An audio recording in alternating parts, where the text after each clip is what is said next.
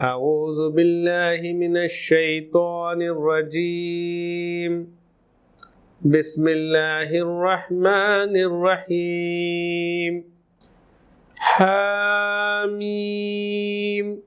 تنزیل الکتاب من اللہ العزیز الحکیم۔ السلام علیکم ناظرین، رمضان المبارک کے لیے عمدہ اور معیاری کھجوروں کا واحد مرکز فرینڈس زردہ اسٹور ناندیڑ۔ ہمارے یہاں ترکش، سعودی، ایرانی، اجوا، مڈ جول، کلمی، مبروم، سوکری، کھودری، اسادوی، کیمیا، مضافاتی، ڈیلیگیٹ نور، رازانہ اور پینٹ کھجور واجبی دام پر یعنی 70 روپے سے لے کر 4000 روپے فی کلو تک کھجوریں دستیاب ہے۔ اس کے علاوہ عمدہ کوالٹی کے ڈرائی فروٹس جس میں بادام، کاجو، پستہ، کشمش اور شربت روح افزا بھی ہول سیل قیمت پر دستیاب ہے۔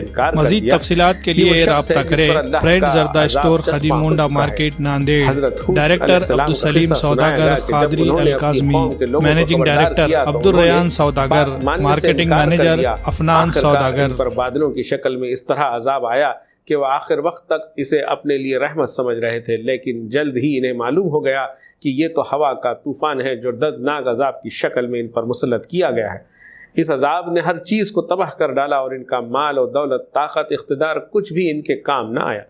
اللہ کے حکم سے ہلاک کی جانے والی مشرک بستیوں کی جانب اشارہ کر کے مشرکوں سے سوال کیا گیا کہ ہلاکت کے وقت ان ہستیوں نے ان کی کیوں نہ مدد کی جنہیں اللہ کو چھوڑ کر انہوں نے معبود بنا رکھا تھا۔ آخر میں فرمایا گیا کہ جس روز آخرت کا انکار کرنے والوں کو آگ کے سامنے لایا جائے گا، اس وقت ان سے پوچھا جائے گا کیا یہ حق ہے؟ وہ کہیں گے ہاں یہ واقعی حق ہے۔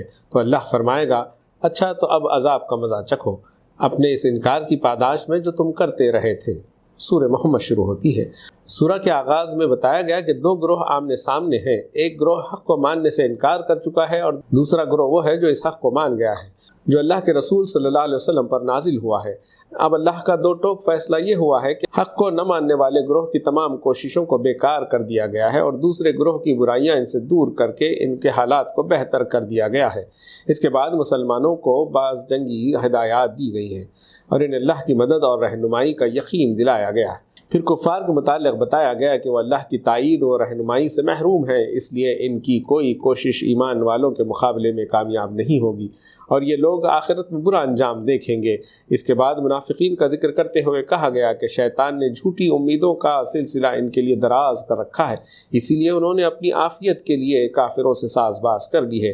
ان کو خبردار کیا گیا ہے کہ اللہ اور اس کے دین کے معاملے میں منافقت اختیار کرنے والوں کا کوئی عمل بھی ان کے اللہ کے یہاں مقبول نہیں ہے۔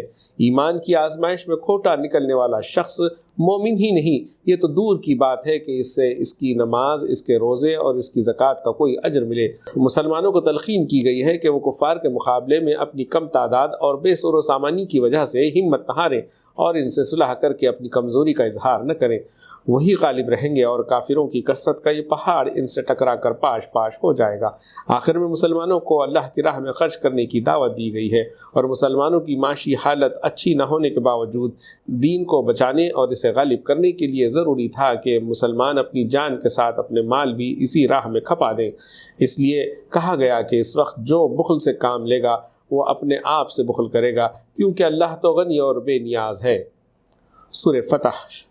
سورہ کے آغاز میں صلح حدیبیہ کو جو بظاہر کافروں سے دب کر کی گئی تھی اور جس کی وجہ سے مسلمان بھی بہت پریشان اور مضطرب تھے، فتح مبین یعنی کھلی ہوئی فتح قرار دیا گیا ہے۔ کچھ لوگوں نے اللہ کے رسول صلی اللہ علیہ وسلم کی معیت میں عمرہ کے لیے نکلنے سے بال بچوں کا بہانہ کر کے چلنے سے انکار کر دیا تھا، کیونکہ قرآن کے بقول وہ سمجھ رہے تھے کہ رسول اور مومنین کافروں کی مار سے بچ کر واپس نہیں آ پائیں گے۔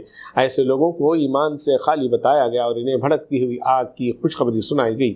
ان لوگوں کا حال یہ بتایا گیا کہ جنگ میں تو ساتھ نہیں چلیں گے، لیکن جب اہل ایمان مال غنیمت حاصل کرنے کے لیے جانے لگے تو اس وقت یہی لوگ اہل ایمان سے کہیں گے کہ ہمیں بھی اپنے ساتھ لے چلو۔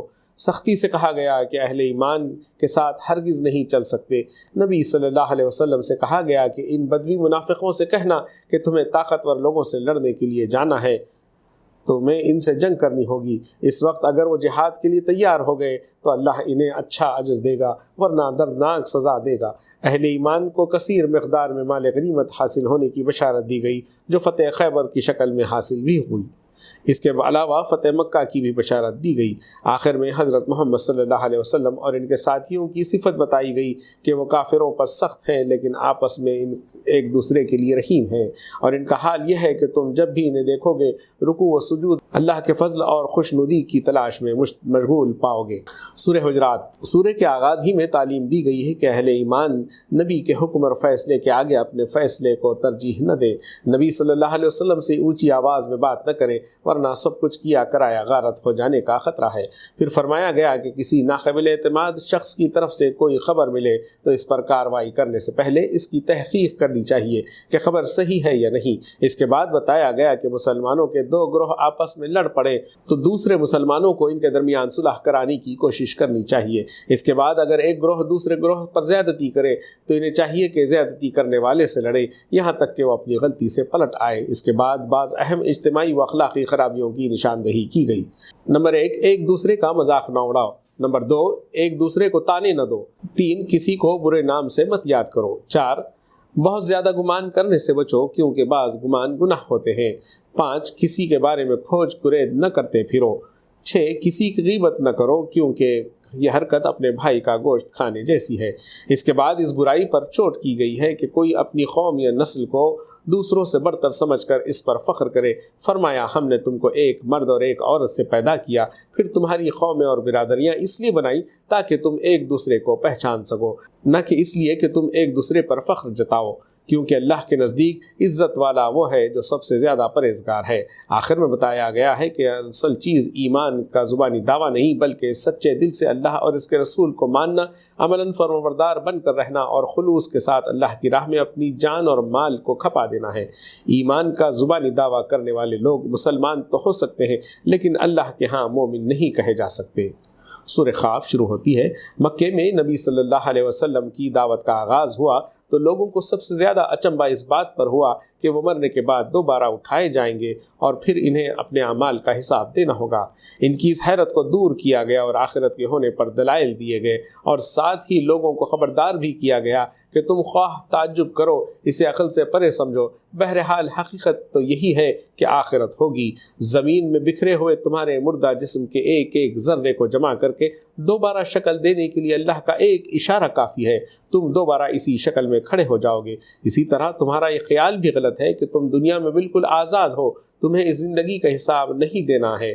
اس کے بعد فرمایا گیا کہ اللہ تمہارے دل میں گزرنے والے خیال تک سے بھی واقف ہے، اور اس کے فرشتے بھی تمہارے ساتھ لگے ہوئے ہیں جو تمہاری ہر حرکت کو ریکارڈ کر رہے ہیں۔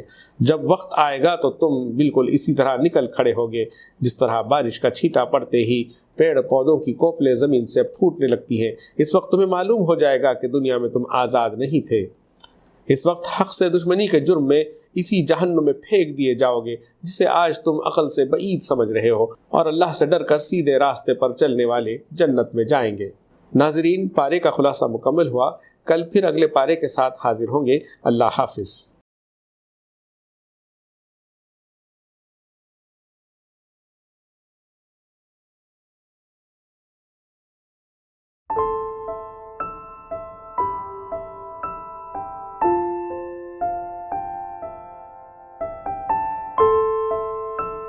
شاہین اکیڈمی ناندیڑ معیاری تعلیم دینے میں سب سے نمایاں طور پر سامنے آ رہی ہے۔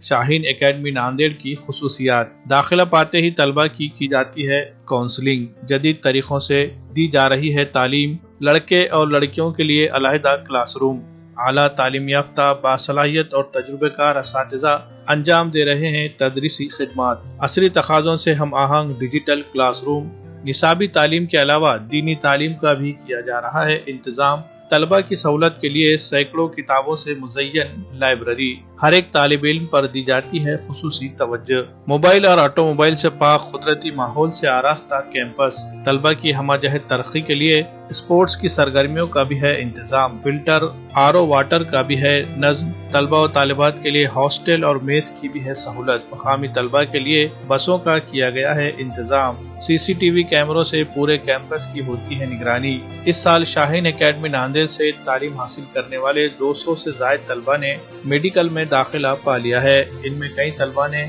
ایمس اور IIT جیسے معیاری اداروں میں داخلہ پا لیا ہے۔ اگر آپ بھی اپنے بچوں کے مستقبل کو لے کر فکر مند ہے تو آپ کے لیے شاہین اکیڈمی ناندیڑ ایک بہترین پلیٹ فارم کی حیثیت رکھتا ہے۔ مزید تفصیلات کے لیے رابطہ کریں۔ شاہین اکیڈمی، حسا پور، واگی روڈ، ناندیڑ۔